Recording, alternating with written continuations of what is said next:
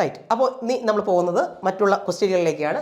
ഈ ചാപ്റ്ററിൽ നിങ്ങൾ ഫോക്കസ് ചെയ്യേണ്ട മറ്റൊരു ഭാഗമാണ് ലിംഫോഡ് ഓർഗൻസ്. രണ്ട് തരത്തിലുള്ള ലിംഫോഡ് ഓർഗൻ ഉണ്ടല്ലോ, പ്രൈമറി ഉണ്ട്, സെക്കൻഡറി ഉണ്ട്. ആ പ്രൈമറി വരുന്ന ഏതൊക്കെയാണെന്ന് എല്ലാം പഠിച്ചു വയ്ക്കുക. ലിംഫ് നോഡുകൾ, അതിനകത്ത് ലിംഫ് നോഡുകളുണ്ട്, പേയസ് പാച്ചസ് ഉണ്ട്, മാൾട്ട് ഉണ്ട്, അല്ലേ, അപ്പൻഡിക്സ് ഉണ്ട്.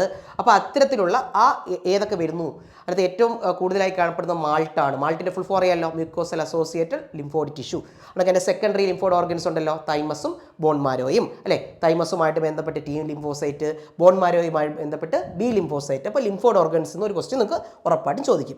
പിന്നെ ടൈപ്പ് ഓഫ് ഇമ്മ്യൂണിറ്റി ഉണ്ടല്ലോ, ഏതൊക്കെയാണ് ടൈപ്പ് ഓഫ്? അതിനകത്ത് ഒന്നാമതായിട്ട് നമുക്ക് ജന്മനാ കിട്ടുന്ന ഇന്നേറ്റും ഉണ്ട്, പിന്നീട് നമ്മൾ ആർജിച്ചെടുക്കുന്ന അക്വേർഡ് ഇമ്മ്യൂണിറ്റി ഉണ്ടല്ലേ. ഇന്നേറ്റിൽ തന്നെ ആക്റ്റീവ് ഉണ്ട്, പാസീവ് ഉണ്ട്, അല്ലേ. അപ്പോൾ ഈ പറയുന്നത് പോലെ തന്നെ ഇവിടെ ഈ ഇമ്മ്യൂണിറ്റിയുടെ കാറ്റഗറി എല്ലാം നിങ്ങളൊന്ന് പഠിച്ചു വയ്ക്കുക.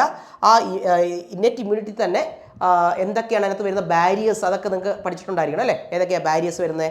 ഫിസിക്കൽ ബാരിയർ ഉണ്ട്, ഫിസിയോളജിക്കൽ ബാരിയർ ഉണ്ട്, സെല്ലുലാർ ബാരിയർ ഉണ്ട്, സൈറ്റോകൈൻ ബാരിയേഴ്സ് ഉണ്ട്.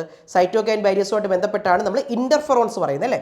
അതോടൊപ്പം തന്നെ നമ്മുടെ ഈ പറയുന്ന അക്വേർഡ് ഇമ്മ്യൂണിറ്റിയിലാണ് പലതരത്തിലുള്ള അക്വേർഡ് റെസ്പോൺസുകളുണ്ട്, അല്ലേ. അക്വേർഡ് ഇമ്മ്യൂണിറ്റിയുടെ റെസ്പോൺസ്, അതിനകത്താണ് ഞാൻ നേരത്തെ പറഞ്ഞതുപോലെ ആക്റ്റീവും പാസീവും. ആ ആക്റ്റീവും പാസീവും നേരത്തെ പറഞ്ഞതനുസരിച്ച് ഏനത്താണ് വരേണ്ടത്? അക്വേർഡ് ഇമ്മ്യൂണിറ്റിയുടെ അണ്ടറിലാണ് വരേണ്ടത്. അതും കൂടെ ഓർത്തിരിക്കുക. അതോടൊപ്പം തന്നെ അമ്മയിൽ നിന്ന് കിട്ടുന്ന ആൻറ്റിബോഡി, അല്ലേ, അമ്മയുടെ പ്ലാസൻ്റ വഴി കിട്ടുന്ന IgG ആണെന്നും മുലപ്പാലിലൂടെ IgA ആണെന്നും ഓർത്തിരിക്കുക. സ്ട്രക്ചർ ഓഫ് ആൻറ്റിബോഡി ഓർമ്മയുണ്ടല്ലോ, H2L2, 2 ഹെവി ചെയിനും 2 ലൈറ്റ് ചെയിനും, അല്ലേ. അതൊക്കെ തന്നെ ഇമ്മ്യൂണോഗ്ലോബിൻ എന്നാണ് അവരെ വിളിക്കുന്നത്. 5 തരത്തിലുള്ള ആൻറ്റിബോഡി ഉണ്ടെന്നുള്ള കാര്യം ഓർത്തിരിക്കുക.